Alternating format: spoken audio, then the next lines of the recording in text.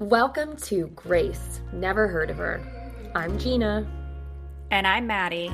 We're two moms, two friends, two overstimulated women navigating motherhood, new identities, and careers, all while challenging society's expectations and redefining what it means to do it all. Because Grace, well, never heard of her, but word is she's worth getting to know.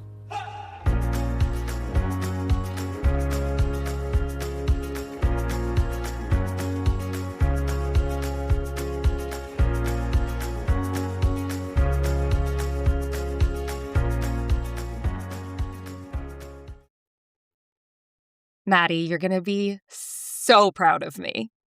Ooh, tell me. I went to bed early last night. Love. 9:30, I was in bed. I was asleep by 10.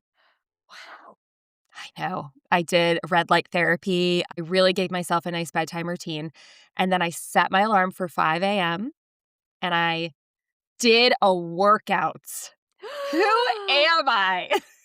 How do you feel? I feel good. I know it's going to take some time to get into a rhythm. Like, I know it's not just you work out one time and magically you get all the benefits of working out.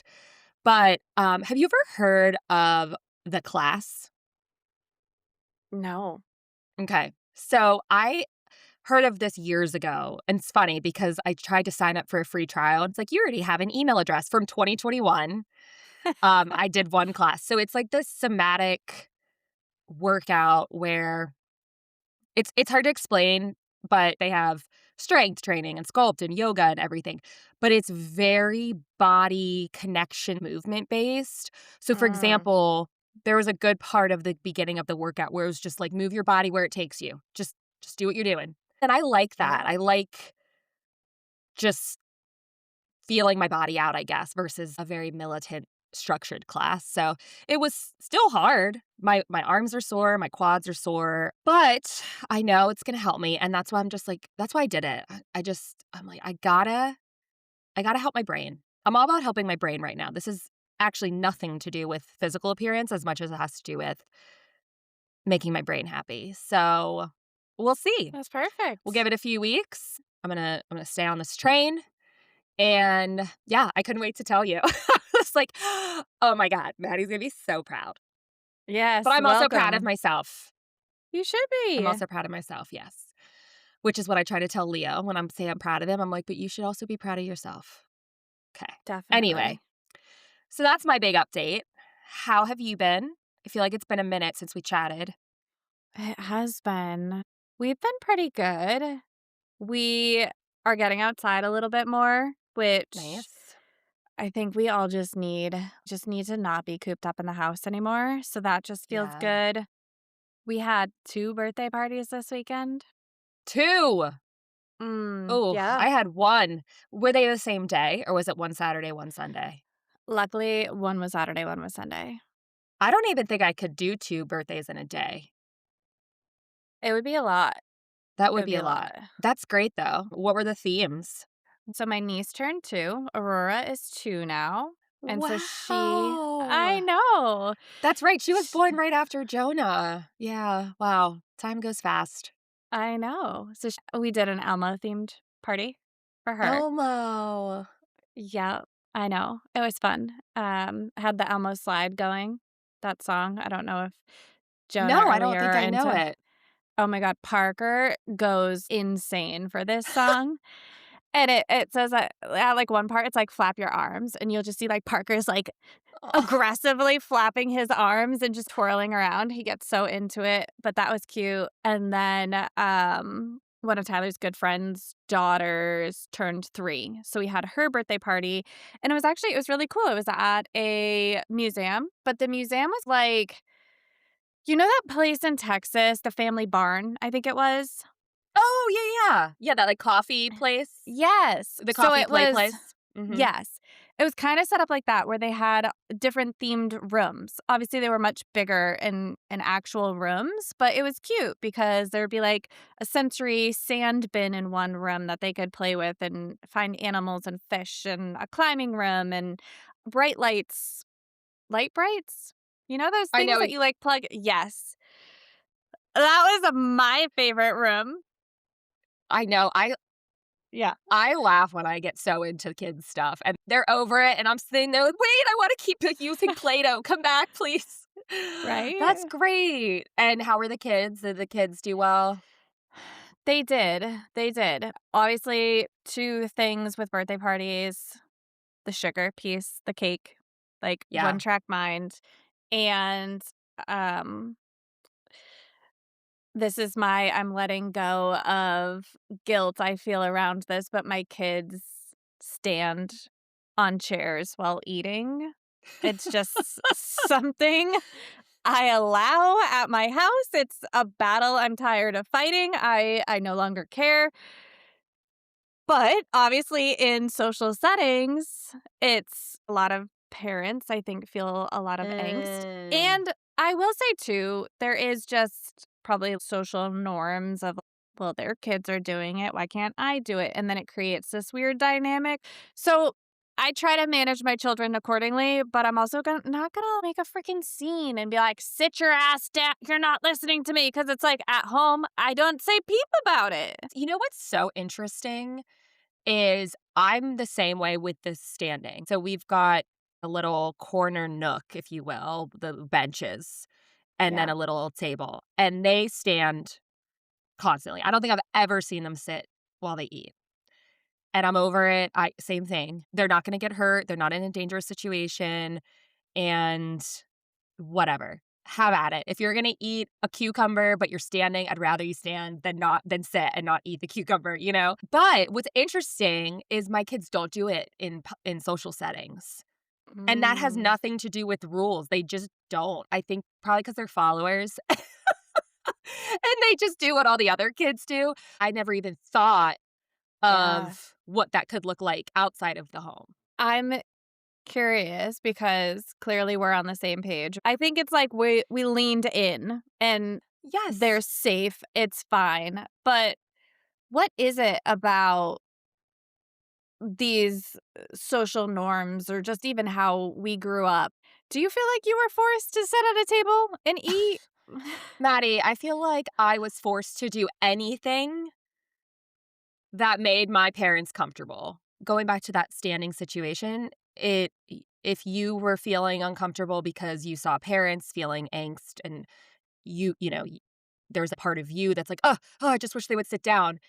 That would be a perfect example of what I experienced growing up, which was to make my we'll just narrow it down to my mom. Hi, mom. Uh, to make my mom feel better, right? So I feel as though all of our rules and some of them didn't even feel necessary. It was just it almost felt like they just needed to be in control. They needed to be in power. Right? I'm the parent, you're Yeah. the child. You listen to me. And it's like, does it really matter? And standing while eating is one of them. Even now, today, my mom, when she's in town, she'll be like, honey, sit down. You got to sit while you eat. Sit, sit, sit. And again, I go back to the danger piece. If they were on a swivel chair, no, I would not let them stand on it. But they're on solid ground. No one's hurting anybody and they're just living their lives. So, yes, to answer your question, I do feel like we grew up. I guess I would use the word militant in the sense of, you know, don't cry, don't eat food on the couch, sit while you're eating, don't be loud. And I'm not saying that just in my own house, I'm saying in general. I think that generation was just very big on kids Obedience. needing obedience. That's the word, obedience. Very Yeah. big on obedience. And it did not have the child in mind necessarily, or always have the child in mind. It was more of the parents needing to feel good. My kid is well behaved in public so that other parents don't look at me and think I'm a bad parent. Which, let me tell you, total side note, and I took the boys to the library yesterday. It rained all day. It was packed, as you can imagine. They were feral, running, just sprinting, yelling. Uh, and I was like, oh my God. And Then, so Jonah brought 3 Hot Wheels cars with him, and Leo asked if he could play with them. Jonah said no. And I'm like, okay, well, there's your answer. Crying for at least 20 minutes, just cried. Oh, I no. was literally at the catalog. I mean, granted, there's a kids section, so we're not Yeah. it's slightly more acceptable. But I'm literally at the catalog trying to find a book on, like, anxiety, like, something to help Leo. And he's just sitting at my feet, bawling, going, "I want it." And there's just, like, I just tuned him out. I'm like, "I'm gonna find this book. I'm gonna find this book." And and then as we start to leave, it's like, "Leo, come with me." And then he's like, "No." And he just kinda stands there, and I'm like, "Get the fuck over here." Like, I was so mad. And so when we finally got them into the car, so we did, like, the walk around switch, and I stopped, and he was like, "You okay?" And he hugged me, and my eyes started to water, and I'm like, "No, I feel like I have no control over them. They don't listen." And it was, I think, a big part that was fueling that was shame, thinking of people judging me, thinking, "Wow, that mom needs to get control of her kids." And I think that stems from growing up, Yeah. because that's how I was thought to think, right? If we saw really unruly kids, my mom maybe would under her breath be like, "Oh, she better get those kids under control." And you hear that, and that becomes your belief system, you know? It was hard because, going back to what I just said, they weren't in danger. What I'm trying to say is to find that balance of, am I doing this for you and your safety and your well-being, or am I doing this to make myself feel better? Yeah. I struggle with the same thing, and I have an example of it is a safety concern, and also had, like, a, "Oh, shit" moment. I still don't have the answer. I don't know what to do about it. When we pick Parker and Zoe up from daycare, I've had 2 or 3 times now where Parker looks me in the eye, starts running, turns and looks, and books it into the parking lot. And I'm like, thank God there have been no cars coming at the time, but then you should see I just have to Yes. beeline it for him. And exactly to your point, the shame I feel of other parent watching me sprint in the parking lot to grab my child who is not listening. And Yep. then I think it's so uncomfortable to then sit there and be like, okay, like, I need to take a breath because I'm not supposed to punish them. I'm not supposed to yell at them. Like, but you could have died. Somebody could have hit you. This is a safety concern. And for him to just look me back in the eyes and there's no remorse. He's 2.5. He thinks he's playing a game. He doesn't know better. And I know that, but it's also just so hard to then be like, what is going to get through to this kid? How can I, in a calm voice, be like, Parker, okay, I'm gonna have to pick you up when we walk outside of daycare now. You're no longer allowed to walk by yourself to the car. Or I'm gonna grab your hand and you might not be happy about it. And I might have to drag you to the car, but this is what we need to do to keep you safe. And I think it's always trying to walk that fine line of obviously safety versus social norms versus how we were raised to be obedient, and it's just this really tough, uncomfortable place to be, and I think it's also just uncomfortable to be like, "I feel like I'm doing what I'm supposed to be doing, and they're still not listening," and it's like, "Why? What can I do to make you listen to me?" I feel like you just gave me a window into my soul. Like, that is precisely to the T how I feel, specifically at daycare. I've cried's a strong word. My eyes have watered similarly when the boys just run and all the teachers are like, "Boys, boys, walk, walk." And then Yeah. someone's sprinting out the door and there's another mom being like, "No, Leo, come back." Like, oh, so I hear you. You are not alone. You are not Thank alone in you. that.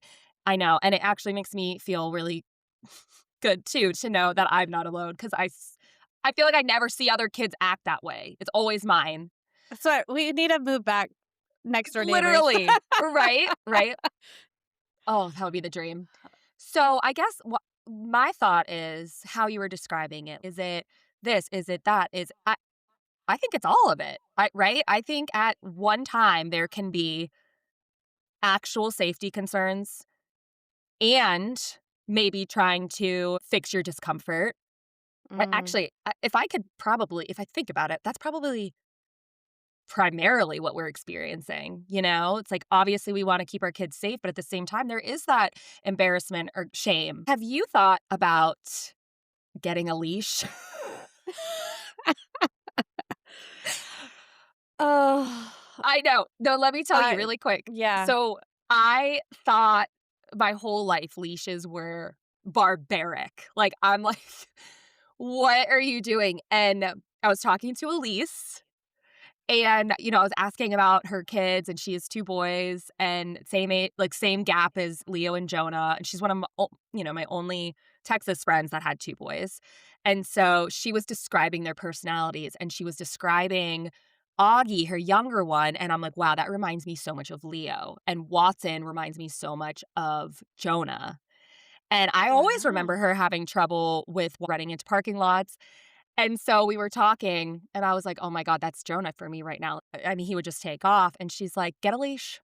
Get a leash." And I'm like, "Dude, you might be right." I think it sort of ties in.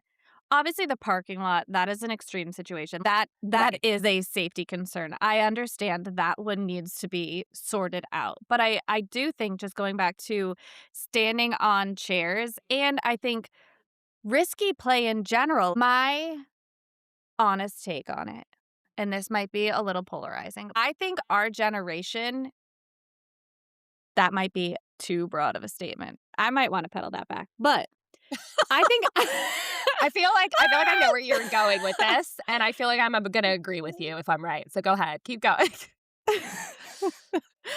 we're creating anxious children. That sounds like maybe a harsh blanket statement, and so there's a lot of nuance in there, but I think because we are so afraid of what society or our friends or other moms are thinking about our decisions, I think there is just this gut reaction to and panic every time our kids do something and to also need to control and manage everything in a way that makes us feel safe and comfortable because I think we are an anxious generation ourselves. Going through everything we did with Zoe, it's funny, people have described it. You can come out of that in 2 ways. One, you're like, everything is scary and you have a lot of anxiety around anything and everything that they're doing because you're trying to protect this vulnerable baby that just went through hell and back. Or you can come out and it's like, I just gotta look behind the curtains. The worst thing did happen.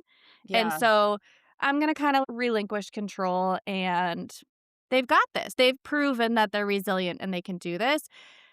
I like to think that's kind of the side we came out on, but I see it happen all the time with, again, example, your kid is standing on a chair, or we let our kids literally dive bomb off the couch into Yeah. pillows. We let them climb and jump and explore and just they do. Be They fall, they get hurt.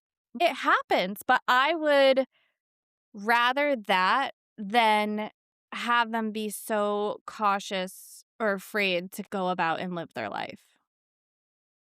I think that's really well said, and funny enough, in my conversation with Elise, she brought up a book called The Anxious Generation, and she's like, "You guys should read it. I think you'd find it really interesting." Oh, So, yes. we'll put that as Okay. a bookmark, but I agree with everything you said, and I feel that I'm the textbook first-time parent one way, second-time parent another way. Leo was definitely raised with more of my worry and anxiety, and Jonah, because I just genuinely didn't have the capacity, Jonah was like, "All right, I hope he's okay." The amount of times that kid gets hurt, we always laugh. We're like, "Does he not feel pain?" He just, like fell face forward down concrete steps and then just stood up and kept walking. We're like, "Are you okay?" Oh my god. So anyway, it's just so opposite, and I what's interesting is as much as I was trying to protect Leo I'll say two parts. Not because it's not even just comfort. I mean, yes, it's comfort. I feel uncomfortable watching you do things that are risky. The other part was I just didn't have the case study. Mm. Leo is a case study for Jonah. So when I see Leo do these things and he can do it and he doesn't get hurt and everything's okay, then when I see Jonah do it, I'm like, oh yeah, it's fine. Sometimes that works against Jonah because I'm like, I probably shouldn't be letting you do this. You are only at 2. So I have to kind of check myself. But that, I think, was the biggest thing for me was I don't know how this is going to end with Mm. Leo. And so I was desperately trying to make sure it was a good ending and trying to control the situation. And then now with Jonah, obviously, I'm just like, have at it, kid. But I remember vividly being envious of other people's kids who were a little more brave, who were willing to climb. I think you and I were at a park once with Zoe and Leo, and Zoe was going all the way up to the top, and Leo was so afraid. And it's not that I was like embarrassed or ashamed of him or by any means, but it definitely kind of struck a chord with me of, is this my fault? Did I do this? Um, and so it's fascinating because I sit here and I'm like, oh my God, they're so unhinged and I need to control them. And then when they're super controlled, I'm like, dude, let loose a Yeah. little, be a kid. It's like it's a losing battle. Like there's no way they can win in my eyes if I consistently keep that mindset. It's a tough place to be, for sure. The guilt you feel and trying to make the right decisions, and even just, I mean, being reflective about the decisions. I think just being able to always have those check-ins of like, is this safe? Is this okay? Who is this serving? Is is just beneficial for us and for the kids because I think there's so many examples of it, like screen time. For me, it's just this. I'm mad at myself because I'm hearing, as we're talking about all of this, everything that's just coming front and center is my own discomfort, my own Mm, insecurities of being a mom. yeah. Although I will say this, on the other hand, Leo does become demonic whenever he watches too much TV. So that is a case in which I don't give a shit what other people think. I'm like, we need to take a break from the TV. I took Leo to his pediatrician, his 4-year checkup, right? And we're waiting, and he was really nervous about the shots. So I gave him my phone. I'm like, here, watch TV.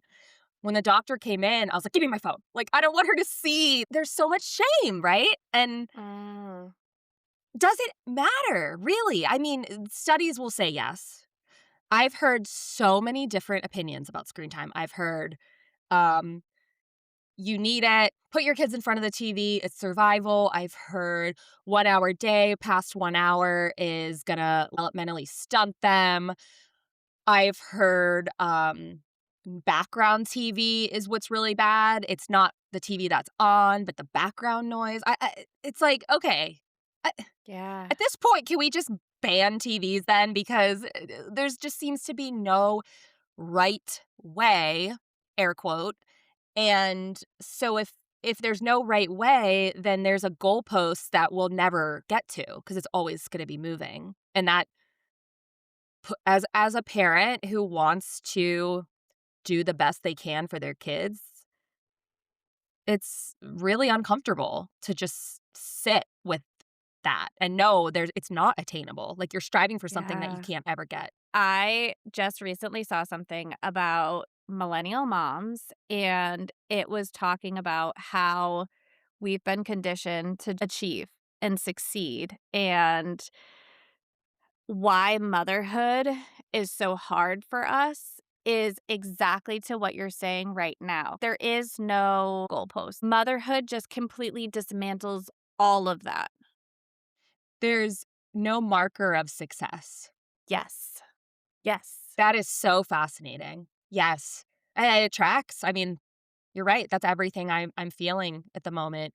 I guess I do feel success. That sounds ridiculous, but like in the terms of how we're speaking about it, when Leo is really kind to his friends or really respectful to a stranger. When we roll up to a cashier and he's like, "Good morning." I'm like, "Oh my God, I'm doing okay." But I also hate taking credit for that because it's also not just me. Like, he's just a good kid. But going back to the screen time thing, I'm curious because I remember in our Would You Rather episode, Mm. the tablet and meltdown, we were Yeah, we differed. I was like, we did. "Yeah, I wanna take a tablet, kiddo. I don't wanna sit here and listen to you scream." So what are your stances on screen time, and is it the way you were raised, or is it different, and what is your motivation for it? Mm. So I don't think I had cable until I was in middle school, maybe? Wow. Yeah, yeah. That's so fascinating. We had some channels, but not, So you just weren't a TV household? I mean, my mom loves TV. My mom, we joke now, like, she watches too she binges, she watches too much. But I remember the TV would be on when I would get home from school, and we'd watch Full House, and then, on the weekends, we would do cartoons and, um it was never restrictive, but it was also I feel like we were still in the generation where it's like, "Okay, go outside. Go outside and play, and we're gonna do Yes. activities." Screen time wasn't restrictive. I also think the programming was a lot different. I think there was a lot Mhm. less the what Stimulating? Yes, it was yes, a lot less stimulating. I think the programs were a lot more, like, educational and kind of teaching you life Mhm. lessons than maybe some of them do now. Mhm.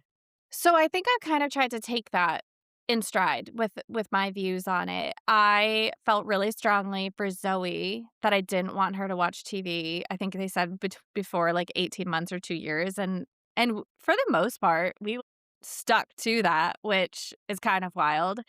And then she got into movies and TV shows and Parker came along and it was like, well, she's watching it. Like Yeah. what am I going to do? Shield his eyes? And so I think it was just, a little bit of, like, a humbling experience for when Parker came around.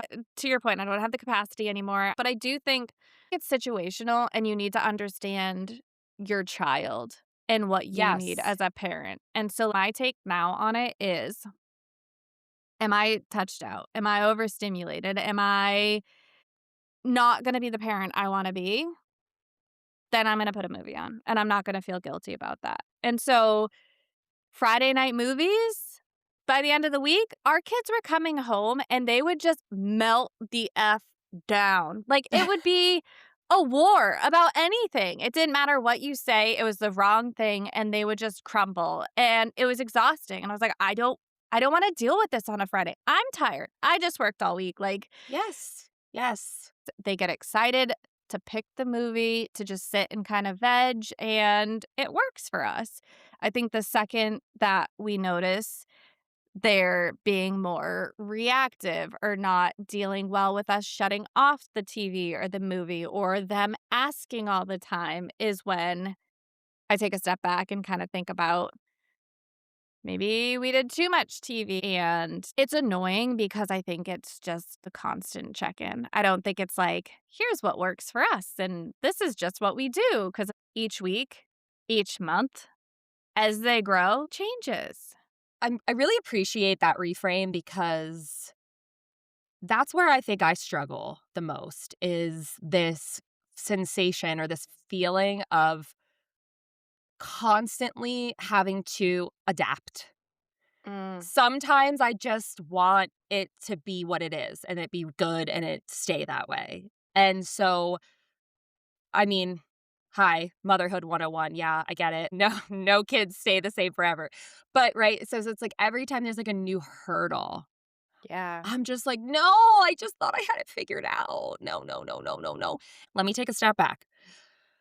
I think I'm a good mom in the broad term of it, right? I care about my kids. I keep them safe.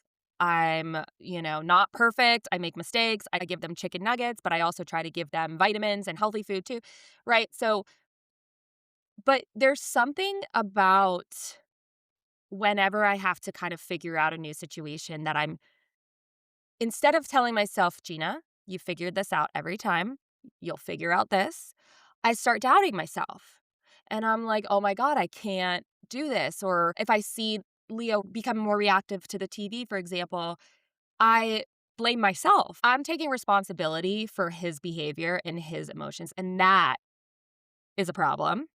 But that's what I think makes parenting so hard for me is where our parents' generation could just be like, "Oh, you're crying? Nope, no TV, done."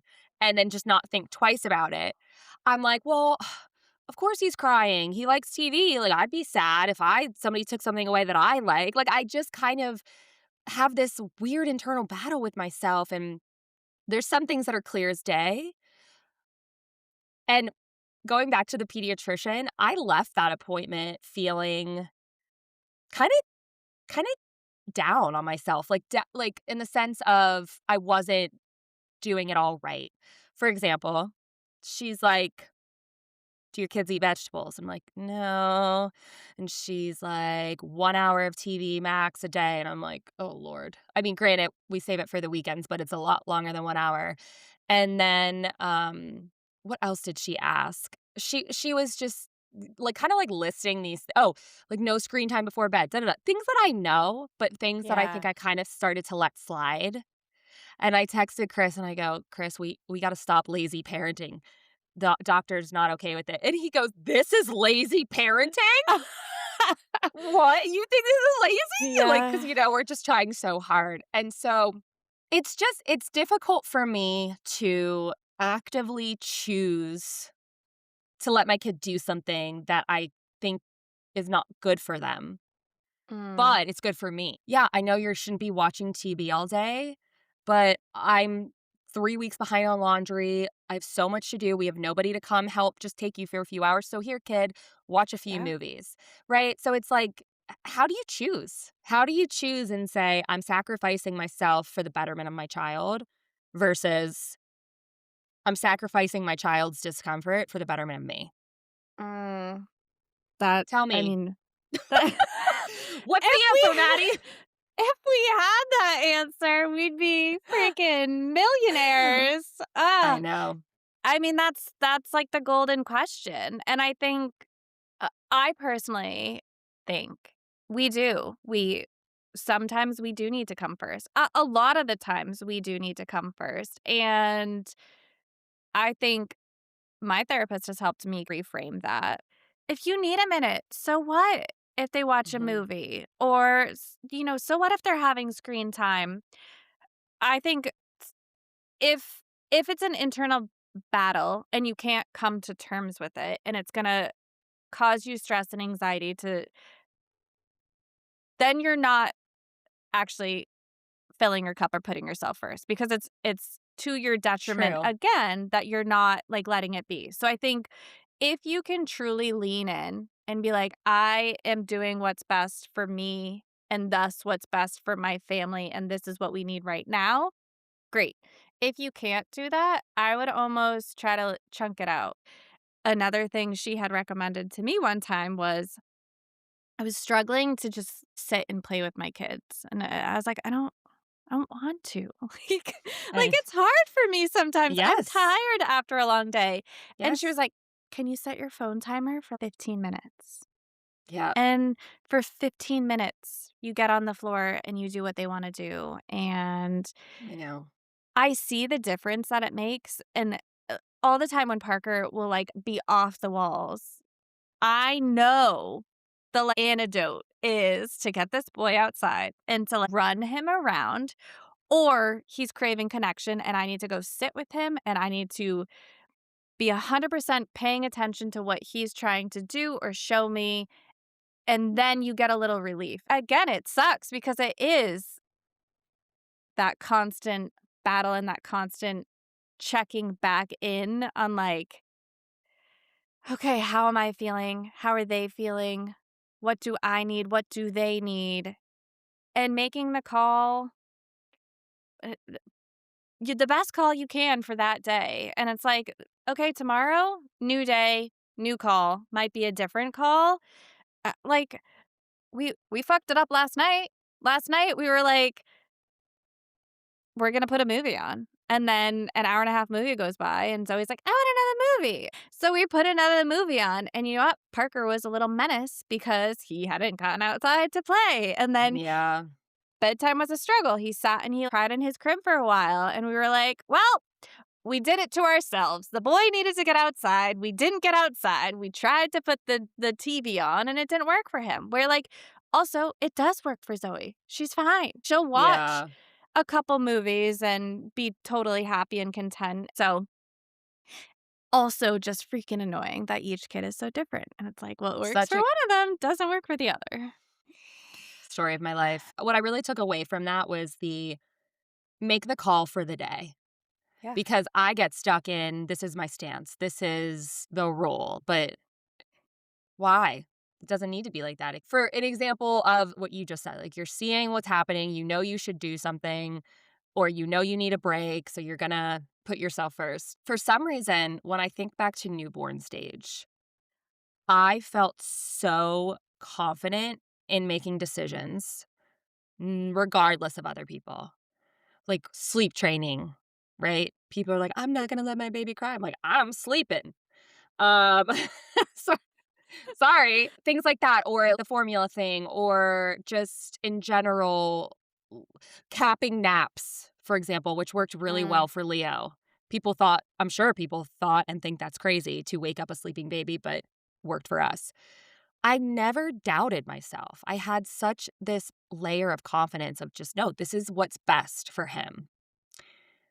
Why is it now, the older they're getting, that I'm losing that confidence? I feel myself looking outward more. For example, I saw somebody post a story of the monitor and their kids were making their bed.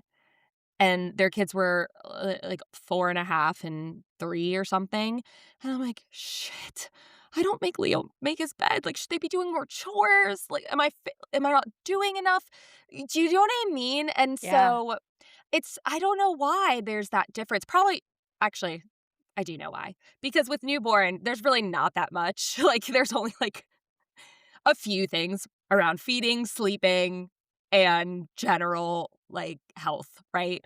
But with this age, I think there's just so many aspects. TV, chores, like, even as simple as sometimes I let them just get up from the table, and I'm like, "Should they be clearing their plate every time?" Like, I try to ask them to clear their plate. I'm just constantly second guessing myself, and so I think I need to take a hard look in the mirror and really reevaluate with Chris. Let's go through our rules. Let's go through the things that we enforce in this house and who are they for? Because Mm. I'll give you a perfect example. We bought a couch in the sunroom and I looked for the cheapest, comfiest couch I could find that would fit in that space and darkest color. And for the exact reason that I'm going to say is I let them eat crackers on the couch. I let them sit in front of the TV and, eat nuts, whatever the case. There's crumbs everywhere, whatever. My mom would never let us eat on the couch. Like, God forbid a crumb ended up on the couch, right? Like, Yeah. grounded. I'm kidding. I don't think it was that serious, but it was just like a no. It was a non-negotiable. It wasn't like, okay, just this one time. No, never, never, never. Food is meant to be eaten at the table, and that's one thing I don't feel self-conscious about.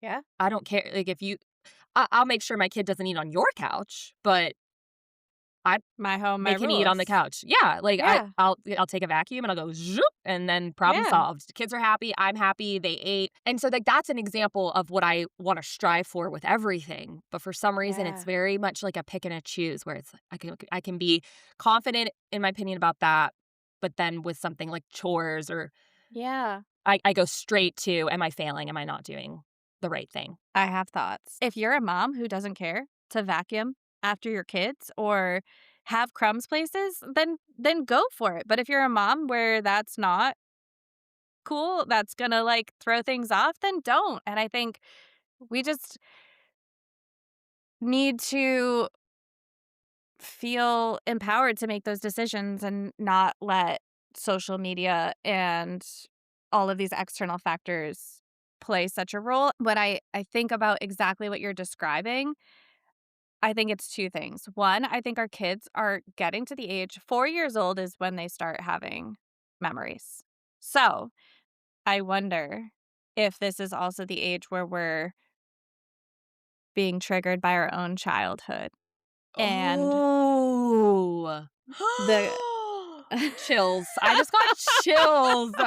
I think you're right. Right? So we probably remember how we felt. Maybe we don't have concrete memories, but we remember feeling a certain way, and now we're having to reparent ourselves through our Right. children. And I think that's probably really tough. I think, again, breaking just the generational cycles around we're no longer raising obedient children. Yes, they're good, they're respectful, they're safe, but I don't have to follow society's norms or whatever just because it's going to make other people uncomfortable. And I think we are also the first, well, we are part of the generation that grew up with internet. So internet was never around when our parents were parenting us, and we literally have the world at our fingertips, and it's like a blessing and a curse. We're being told conflicting things all of the time. My hatred toward the book What to Expect When You're Expecting, I loathe that book. Burn it, throw it out, rip it up, whatever. I hate it because it's like, oh, maybe for 60% of the population this is roughly what you can expect, but for 40% whatever, it's not. And I think it's just, I get so annoyed realizing that every parenting situation is unique, every child is unique. Like, there is no fucking playbook. There's not. And so it's like, why are we letting ourselves feel bad when one, and again, we could probably look in the mirror and say the same things about ourselves. Like, we're telling you what works for us and our kids. And it's like, ooh, sorry, that might not work for your kid. And that sucks too. And it's just, again, giving ourselves grace and releasing this pressure valve of nobody has the answers. People have maybe figured out some hacks or things that works for them, but again, we don't know the full situation. We don't have the full context. So why are we beating ourselves up over it? Can I just say my new favorite thing is seeing you get riled up? I love it. I love Yeah. seeing you passionate about something you believe in wholeheartedly. But I love everything that you had to say, and you're right in a lot of ways. I want to take this in a different direction for a second, because when it comes down to it, right?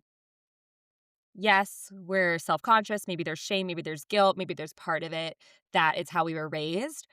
But can we talk about the active mom shaming that happens in today's Mm, society?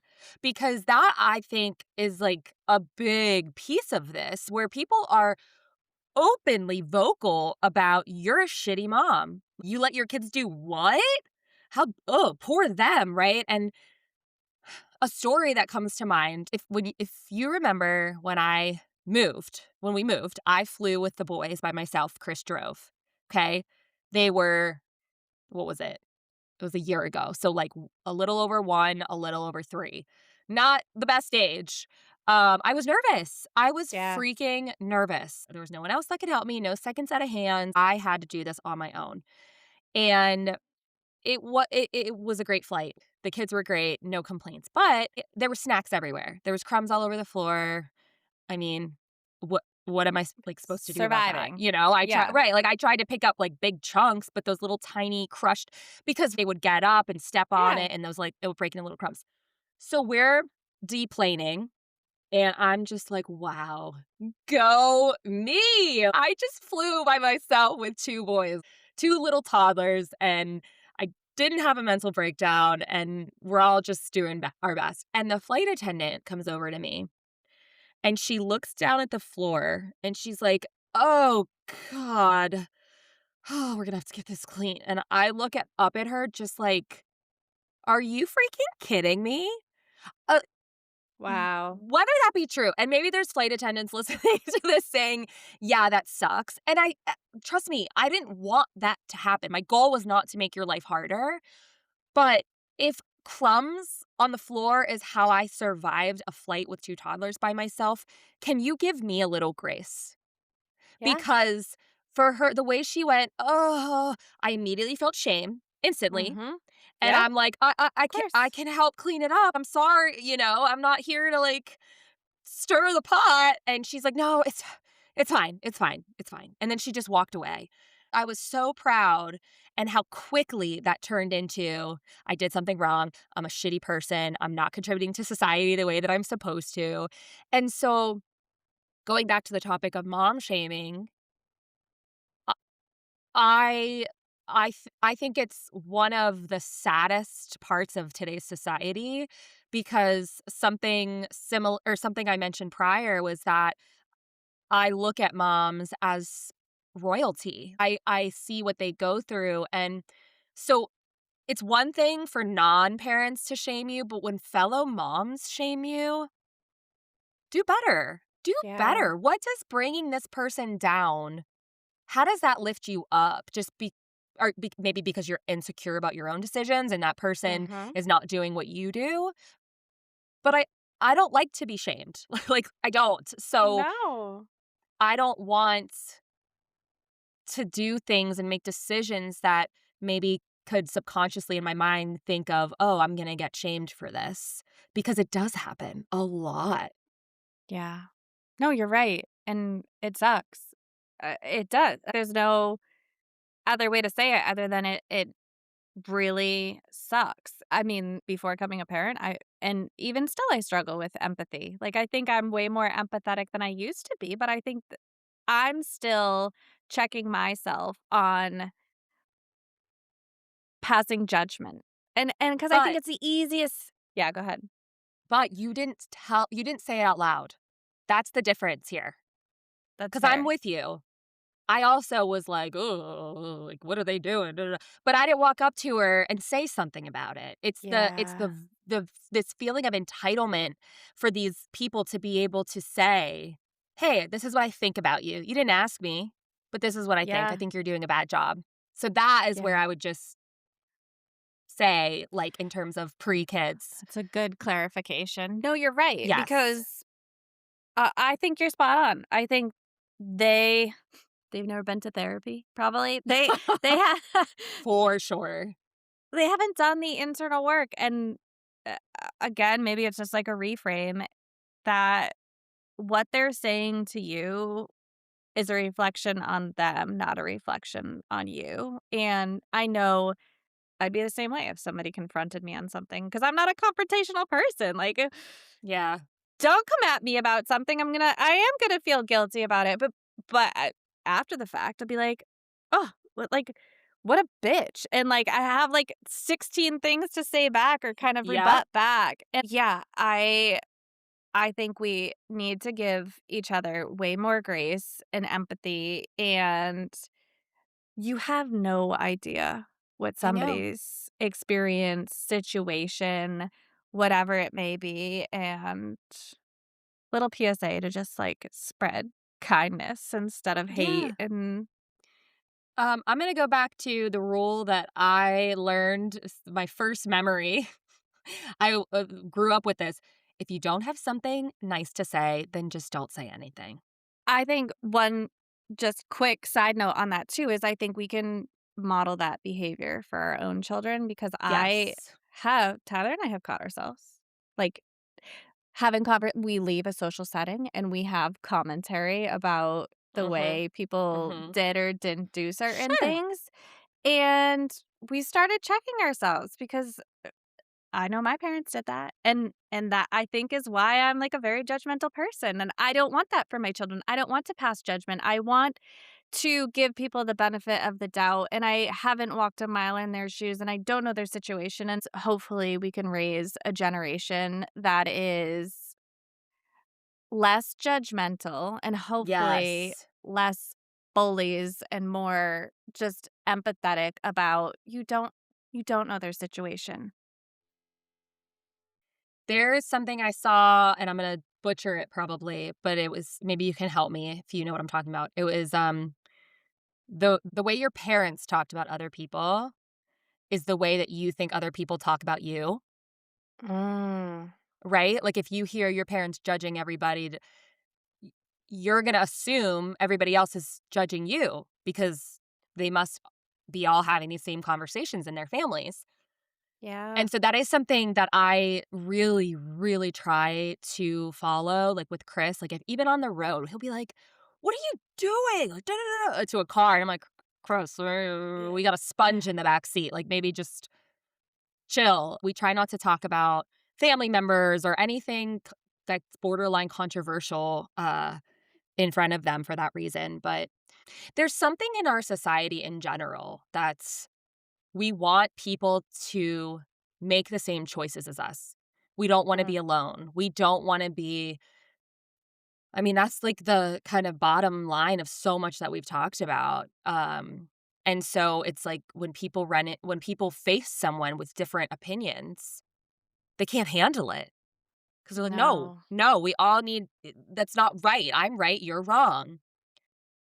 you're totally right. I mean, that what I've read about is people are typically sharing their thoughts, opinions, beliefs. They don't want to learn about somebody's differing opinions or beliefs. They want to be right and they want you to change your mind. And so I think that's obviously an issue. And if we can just come at a lot of things with an open mind, that, yeah, okay, maybe you do have a unique perspective. I'd love to hear your thoughts on that and why you act, think, do the things that you do. But I think moms, women, just people in general that want to kind of strong arm you, those aren't the kind of people I want to be around anyway. I want to learn. I want to make more informed, better decisions for myself and my family. And I also need you to give me grace if those decisions or thoughts don't work for me and my family. Let's just all do better, you know? Let's come on, moms. Let's just lift each other up. Next time somebody shames me or even, like a passive aggressive comment, I'm going to be like, "Hey, you okay? Something bothering you? I want to check in. I love You that. insecure about something?" That's going to be my new strategy. A little therapy action right back to Just them. But just look them in the eye and say, "Grace? Is that you?" oh, that's funny. That is funny. Let's end this on a happy note. I have so many joys to share that I don't even know what to pick, which I know. I was thinking to myself, like, wow, that alone is a indicator that things are going pretty well. But I think my joy of the week is for Leo's birthday, well, both boys' birthday, my dad got them walkie-talkies, Batman walkie-talkies. And it turned into Leo and I's walkie-talkies. And so now at night, he has his walkie-talkie and I'll have one, and if he gets, like, kinda scared or nervous, he'll just walkie me and go, "Mama, I love you." And I'm like, "I love you too." He just, like, needs to hear my voice. And then we'll talk about something or he'll start going on. I'm like, "Okay, Leo, it's time to put the walkie down. It's nighttime." And Leo goes, "Okay, have a good night's sleep, Mama. I love you. Over and out." This is like this is hilarious. It's so funny. We'll see how long this can go on for though, because, one time he did it at 4 in the morning and woke me up Nope. and it wasn't a Startled? conversation. Right. It wasn't even a conversation. It was just like, "I love you, Mama," and then fell right back asleep. I know. He's so, so freaking sweet. But that's mine. That's What a about good you? one. Parker and I have been similarly at night doing our bedtime routine, saying, "I love you." And I'll be like, "Parker, I love you." And then he'll interrupt me and he goes, "No, no, no, I love you." And so I do it Oh, back to him now. And like he'll start saying no. And I'll go, "No, no." And then he like gives me this look and he's like, "No, no, no." And he like keeps going and gets so yeah. into And Tyler's like gotten to the point. He's like, all right, like, come on, wrap it up because like we're both just interrupting each other. And he's like, you had to teach him this, and I was like, yeah, but it's so funny. Adorable. Oh my gosh. See, we got a lot of love in our lives. I think when we end the pod today, I'm gonna text 3 friends that are moms and tell them they're doing a great job. I love that. Because you never know who needs to hear it. Everyone needs to hear it all the time. Exactly. See you same place, same time next week. Sounds good. Have a good week. Bye, everyone. And that concludes your free therapy session, brought to you by 2 people with lots of opinions and 0 certifications. Don't forget to bill your insurance, emotionally or otherwise. And be sure to follow us on Instagram at GraceWhoPod. That's Grace, WHO Pod. Tune in next time for another deep dive into something we'll probably overthink and under-resolve. And while our search for grace continues, let's at least try to find a little joy in between.